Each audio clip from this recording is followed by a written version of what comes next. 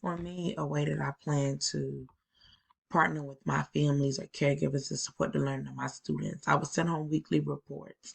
So, like, I would, everything that we went over that week, that's been graded, I would send home, okay, they got this grade, that grade.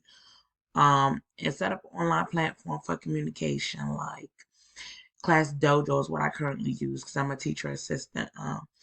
Just send home information that I want to like let them know quickly. Like maybe a student needs need more snacks, or maybe that a student need extra clothes, or just something I need to get to them really quickly.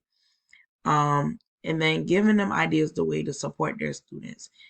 It could be like, for example, if a student is working on IEP goal of maybe number recognition. So I may tell them, hey, play a hide and seek game, hold up a certain amount of items and say, hey, find the number that matches the number of items that I'm holding. So the student will look around the house to maybe to find the number five if you're holding like five popsicle sticks.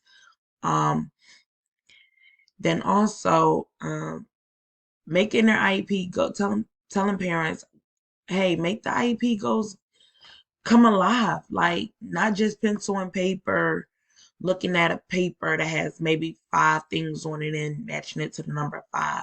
But have them getting up, making it a game, making it exciting.